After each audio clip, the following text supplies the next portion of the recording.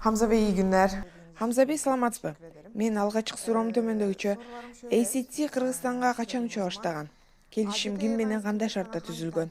Гонконгдон учкан каттам качантан тарта Манаска кона баштаган? Bişkek seferleri Türk Hava Yolları'na yaptığı anlaşmanın bir parçası olarak başladı. ACT Аба жолдору Бишкек каттамы Түрк Аба жолдору фирмасы менен биргелешкен келишимдин негизинде башталган. Бул келишимге ылайык Түрк Аба жолдору ташылап турган жүктүн каттамын, өлчөмүн аныктайт. ACT фирмасы болсо учуу операциясын уюштурат. Башкача айтканда каргону, жүктү, учуу жолдорун Түрк Аба жолдору тандап тактайт. Биз болсо ташыйбыз. Бул келишимге ылайык 2016 жылдын 26 октябрынан баштап иштеп жатканбыз. Гонконг Бишкек Стамбул каттамынын акыркы бара турган жери Стамбул. Бишкекке конуу себеби учуштун узундугунан улам күйүүчү май куюу жана экипажды алмаштыруу болгон.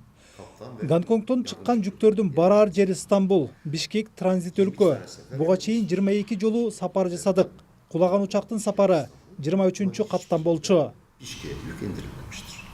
Hongkongdan hangi uçakla yük taşıma Гонконгдон жүктү Стамбулга самолет менен ташыган кымбат эмеспи? Эксперттер деңиз менен алып барса арзан болмок дешет. gemiyle yük taşımak daha karlıymış. Dediğinize gelince dediğiniz doğrudur. Gemi taşımacılık daha ucuzdur.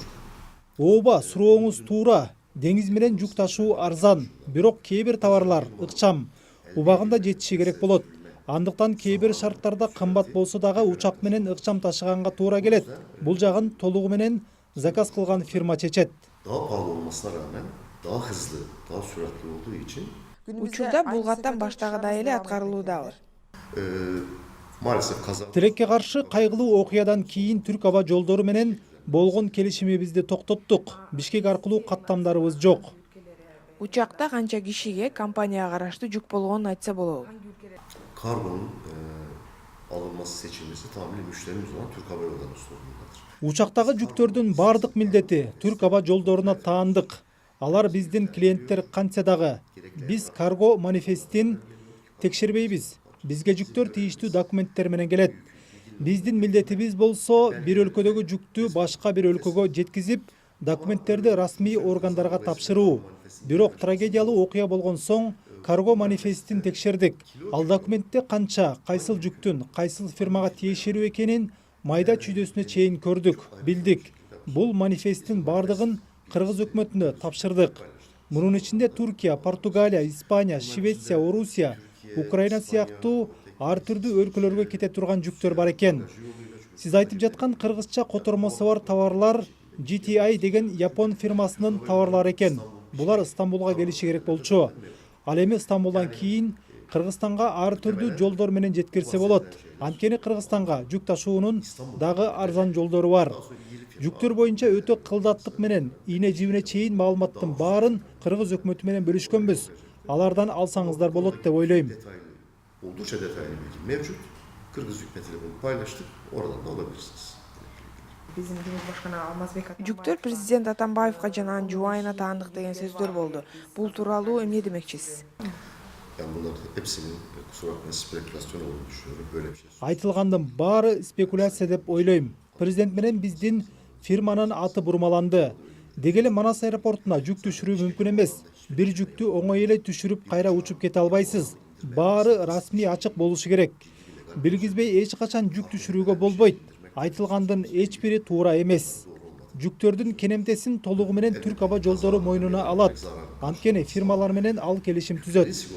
Биздин кенемте милдетибиз учак, анын экипажы жана кырсыкта жабыркагандардын чыгымын камтыйт. O kısmı sorduğumuzda değildir. Жүктүн камсыздандыруусун кайсыл фирма жасаганын айта аласызбы? Uçak sigortacılığı çok farklı bir sigortacılık. Учак менен жүк ташууда бир гана фирма камсыздандырбайт. Ортодо чоң акчалар болгондуктан бир канча фирма иштейт. Андыктан бул жерде мен алардын аттарын айтууга укугум жок. Ama tek bir firma yok. Açıkçası. Kaza olan Daçasu köyü Дача сууда жаш балдар жетим калышты. Дала кишилер үй жайы жок калышты. Аларга кандай компенсация төлөнмөй болду? Kazanın ilk gününden itibaren bu bilgilere ulaştık ve kendilerini biliyoruz.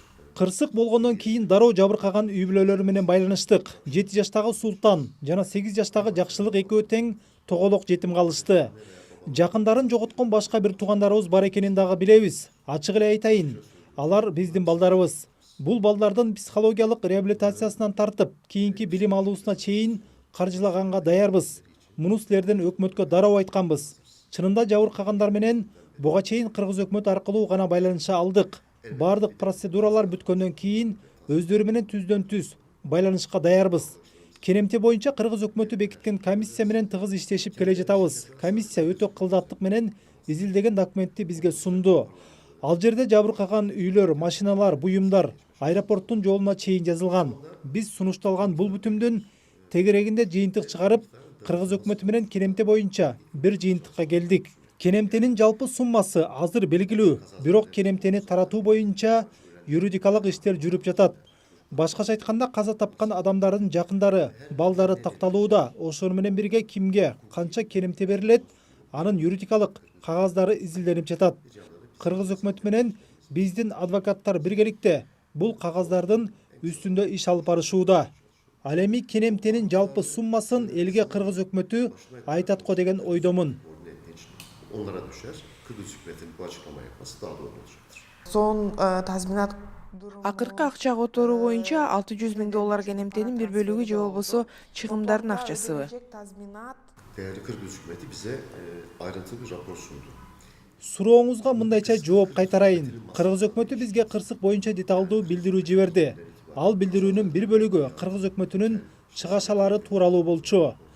Башкача айтканда, учак кырсыгынын биринчи күнүнөн баштап жаракат алгандардын чыгашалары, жолдордун тазаланышы, жаназа чыгымдары, өкмөт чукул кырдаалда каржылаган төлөмдөрдүн бардык чыгашасы 600 000 доллар болот экен. Биз бул билдирүүнү көрдүк, кабыл алдык жана дароо бул сумманы төлөдүк. Жабыркагандардын чыгашаларынын төлөмдөрү боюнча иш жүргүзүп жатабыз. Akabinde hemen ödedik. Kalan kısmı ise kazazadeler ödenecek olan kısım. Şu anda onun çalışmaları sürüyor. Kaza ile hangi uluslararası... Учак кырсыгы боюнча эл аралык жарандык авиация уюмунун акыркы бүтүмү качан чыгат? Nihai rapor normal olarak kazadan sonraki 12 Жыйынтыктоочу бүтүм кырсыктан кийин 12 айда чыгат дешкен. Бул жылдын аягына чейин бүтүмдү күтүп жатабыз. elde etmeyi umuyoruz. Yük bırakılacaktı zaten. Demek. Бизге интервью берген өкүлүңөр эмнеге жүк түшүргөнү токтогон деп айтып алды эле. Böyle söylenmiş hiç. Valla bakın ilk günlerde buraya yoğun bir telefon trafiği oldu. Ve Кырсык болгон күндөн тартып биздин телефондор тынган жок. Иштеген коллегаларымдын баары жооп бергенге үлгүрбөй жатышты. Ал телефон байланышында ортодо түшүнбөстүк болуп кеткен. Анткени ал күнү кеңсебизге тынымсыз чалуулар болуп жаткан. Мен расмий булак катар айтайын, Бишкекке жүк түшүрүү мүмкүн эмес болчу. içerisinde söz konusu değil. Ben de bu vesileyle bir kez daha ACT Hava Yolları olarak ölen Kırgız kardeşlerimize Allah'tan rahmet diliyorum. Бул мүмкүнчүлүктөн пайдаланып ACT фирмасынын атынан бир тууган кыргыз элине көңүл айтмакчымын. Биз дагы 4 кесиптешибизден айрылдык. Албетте каза болгондор кайра келбейт. Бирок мындан кийин өз ара түшүнүшүү менен достук ичинде иш жүргүзүп, кайгыңарды тең бөлүшөбүз. İşbirliği ve dostluk içerisinde Türk-Kırgız kardeşliği ruhu içerisinde yaraları sarmaya çalışacağız.